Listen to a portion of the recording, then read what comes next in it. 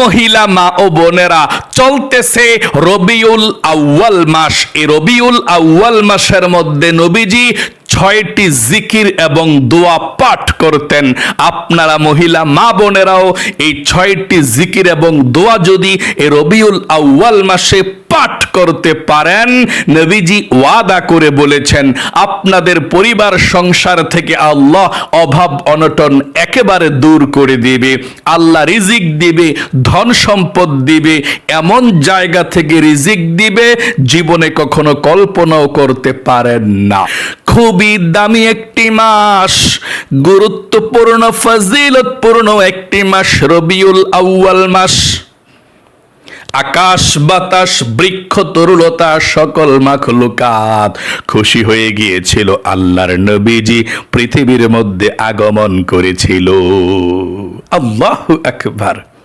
রবিউল আউয়াল মাসের মধ্যে নবীজি 6টি জিকির করেছিল। আপনিও এই 6টি জিকির করবেন, আল্লাহ কপাল খুলে দিবে, ভাগ্যকে পরিবর্তন করে দিবে। আপনার পরিবার সংসার থেকে দুঃখ কষ্টগুলো দূর করে অভাব অনটনগুলোকে দূর করে দিবে। বেশি বেশি করে জিকির করার জন্য আল্লাহ রাব্বুল আলামিন বলেছেন আপনি এই মাসের মধ্যে ওযু ছাড়াও এই জিকিরগুলো 6টি জিকির করতে পারবেন, কোনো সমস্যা নেই। তাহলে চলুন, এই রবিউল আউয়াল মাস নবীজির জন্মের মাস, খুবই গুরুত্বপূর্ণ মাসে এই 6টি জিকির পৃথিবীর বিশ্ববিখ্যাত জিকির নবীজি করেছেন। আপনিও করবেন ইনশাআল্লাহ। পৃথিবীর সব থেকে ভাগ্যবান মহিলা মা বোনেরা হয়ে যাবেন যারা এই 6টি জিকির করতে পারেন। ওযু ছাড়াও জিকিরগুলো করা যায়, কোনো সমস্যা নেই। 1 নম্বরে মহিলা মা বোনেরা শুনুন, 6টি জিকিরের মধ্যে 1 নম্বর যে জিকির, আপনি বেশি বেশি করে দরুদ শরীফ পাঠ করবেন। কমপক্ষে প্রতিদিন 100 বার দরুদ শরীফ পাঠ করবেন। নবীজির উপরে দরুদ পাঠ করলে আল্লাহ খুশি হয়ে যায়। একবার যদি কোনো ব্যক্তি নবীজির উপরে দরুদ পাঠ করে, নবীজি বলেছেন সঙ্গে সঙ্গে আল্লাহ রাব্বুল আলামিন খুশি হয়ে গিয়ে 10টি রহমত নাজিল করে এবং 10টি গুনাহ ক্ষমা করে দেয়, কেটে দেয় আমল নামা থেকে।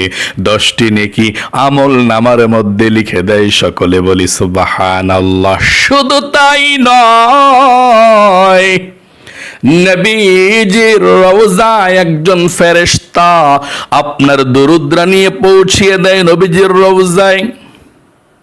ফেরেশতা বলে ইয়া রাসূলুল্লাহ ওয়া ইয়া হাবিবাল্লাহ, অমুক দেশ থেকে অমুকের ছেলে অমুক, অমুকের মেয়ে অমুক আপনার উপরে দরুদ পাঠ করেছে, ইয়া রাসূলুল্লাহ আপনি কবুল ও মঞ্জুর করুন।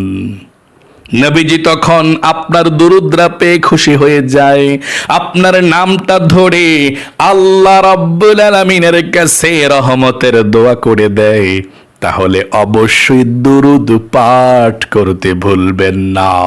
2 নম্বরে ইস্তিগফার পাঠ করবেন। আল্লাহু আকবার। আল্লাহ রাব্বুল আলামিন বলেছেন যে ব্যক্তি ইস্তিগফার পাঠ করবে, আল্লাহর কাছে ক্ষমা চাইবে, ছোট্ট তাওবার দোয়া পাঠ করে, আল্লাহ রাব্বুল আলামিন তাকে ক্ষমা করে দিবে, নিষ্পাপ করে দিবে।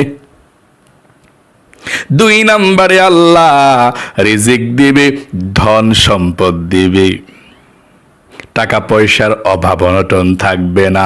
আল্লাহ এমন জায়গা থেকে রিজিক দিবে যেটা আপনি কল্পনাও কখনো করতে পারেন না। এমন জায়গা থেকে আল্লাহ রিজিকের ব্যবস্থা করে দিবে। 3 নম্বরে আল্লাহ তাআলা ছেলে মেয়ে দান করবে আপনাকে।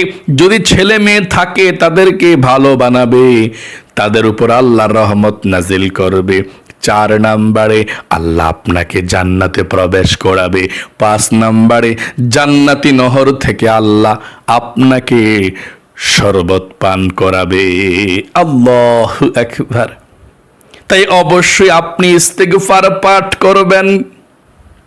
3 নম্বরে আপনি এই ছোট্ট জিকিরটা আল্লাহ রাব্বুল আলামিনের করবেন ইনশাআল্লাহ।